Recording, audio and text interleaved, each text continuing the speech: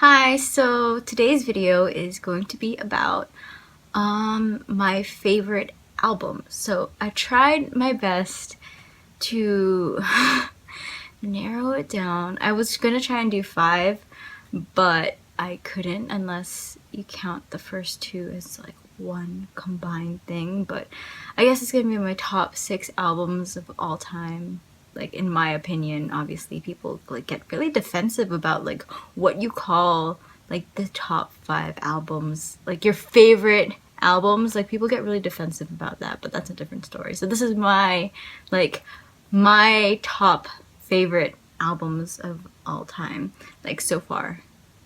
And the top 3 have literally not changed since I was like 13. But anyway, I guess number 6, there's not really like a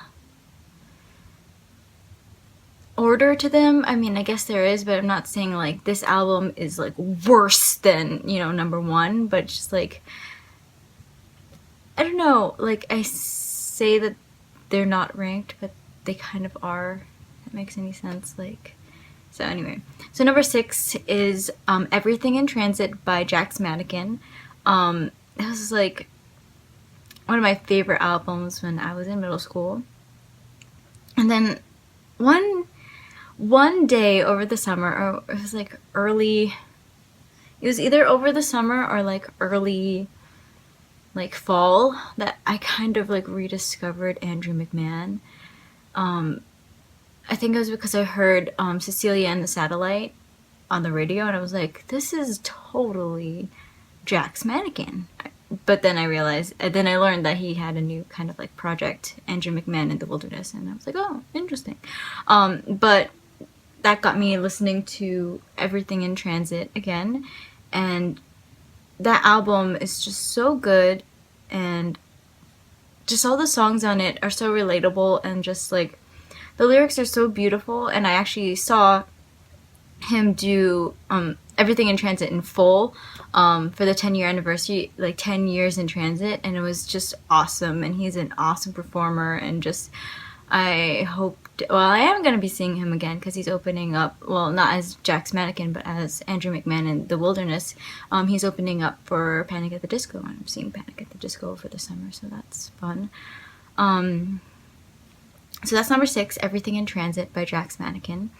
Number 5 would definitely have to be Red by Taylor Swift. I feel like Everything in Transit and Red are kind of like your essential breakup, like post-breakup albums. Like, if you want to have deep cries after a breakup, or if you're just like romantically sad, like I feel like Red and Everything in Transit are the albums to turn to. So Red by Taylor Swift is, I know people like kind of bash on it, or not really like people, but critics do. They're like, oh, it's not sonically cohesive and like whatever, all that stuff. And I love 1989. I promise it's like an amazing album, but every time I listen to Red, I'm just like, wow. And I still fully believe that Red deserves a Grammy. Like, fully believe that Red deserves a Grammy. Like,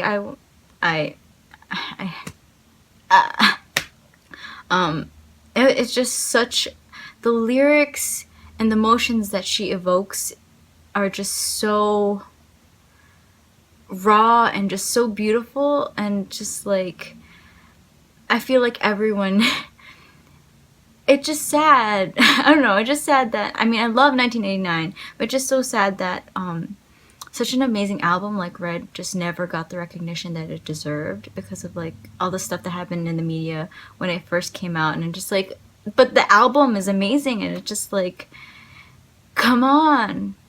Anyway, so number 4 is definitely Vessel by 21 Pilots.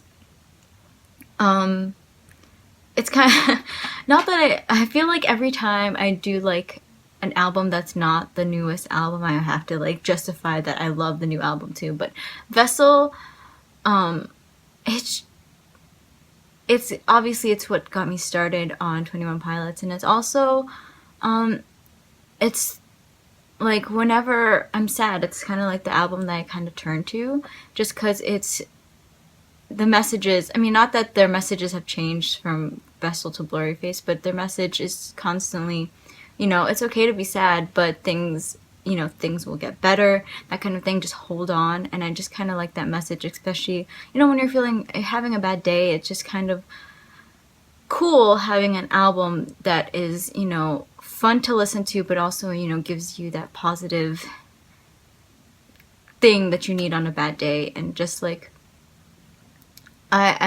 even though not recently, I guess it's been about a year or 2 years that I've known 21 Pilots, but that album moved them up from like being this band I didn't know to being one of my favorite bands. So that's why Vessel is like number 4. Number 3 is Take This to Your Grave by Fall Out Boy. It's weird because I became a Fall Out Boy fan when From Under the Cork Tree came out, but I feel like I don't know why. It's not that I don't know why, but there's just a lot of songs.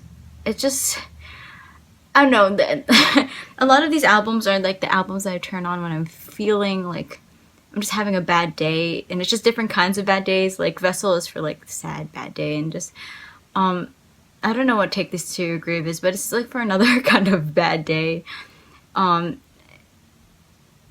songs on there are just so good, and just I feel like I have really bad reasons for why I like these albums, but I think most of the time it's just because they're the albums that I turn on when I'm not feeling great. And yeah, so I've definitely spent a lot of, like, even from when I was 13, like whenever I was like, I guess angry sad in a way, I would turn on Take This to Your Grave. And even like now, like I remember I listened to it a lot my last year of college, and it just helped me kind of express myself in a way, I guess, if that makes any sense. Like, yeah. Number 2 is, this is where I thought I was gonna combine them, but I guess I'm not. Because number 2 is the self-titled album Paramore by Paramore. Paramore by Paramore. I guess I'll describe number 1 too, but number 1 is All We Know Is Falling. So for the longest time, All We Know Is Falling was my favorite album of all time, just because that's where, my love for Paramore started, and just because I'm constantly amazed at how talented they were when they were that young. Like, until Parahoy, I fully believed that they were 15, 16 when they wrote those songs, but apparently, according to Haley, they were 12, 13, and I'm just like, what? I love the lyrics to Conspiracy, and I'm talking about All We Know Is Falling already. This is out of order, but whatever. But those lyrics are just so wow. Like, it's hard for me to believe that a 12 and a 13-year-old wrote those lyrics, and I'm just kind of like, it blows my mind. Like, and just like, those are before like Riot and everything came out. That was like the only Paramore album I had, and I just loved it and listened to it so many times and just sang karaoke's. I had like the karaoke instrumental tracks to those, and like my vocal warm-ups would be, not warm-ups, but like, like I would love just singing along to them, even though I still can't reach any notes that Haley does. Anyway, that's why it's like it has a special place in my heart, and I still, like, to this day, I can listen to All We Know Is Falling and not get bored of it. And so I guess it's still number 2 technically, but I'm talking about Paramore by Paramore. All We Know Is Falling is number 1. Paramore by Paramore, it's self-titled album.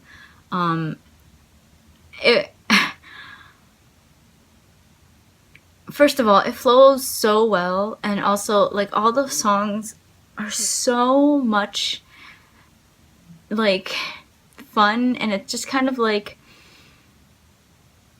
All We Know Is Falling was like, the teenage years, obviously, but then you have this album where you can really tell that they're happy adults living their lives, and just like,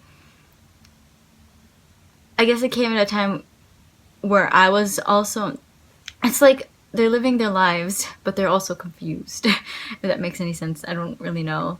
Like, which is basically all of young adulthood. But well, that's what I love about Paramore is that like I'm really close in age with them, and so it literally feels like I've grown up with them. So yeah. When that came, I was gonna graduate from college, and you know, a lot of the songs kind of like related to that, especially Future. Like, I remember listening to Future a lot, like the week of graduation, just because like I was like, I don't know what's going on in my future, but here you go. And like I love, they just grew musically, and they just stopped kind of caring what people were thinking about their music, especially since like, you know, that was their first like album, you know, without, you know, since post split.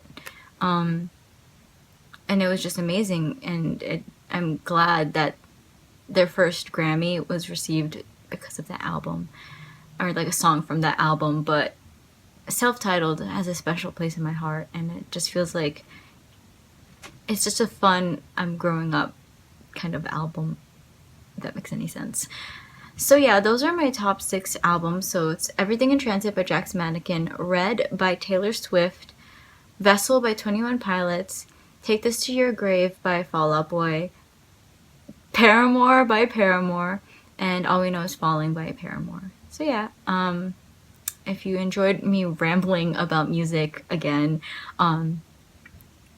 I maybe subscribe if you enjoyed this video. So yeah, that was really a weird way to end this, but yeah, if you enjoyed this video, subscribe, and I'll see you guys in another video. Bye.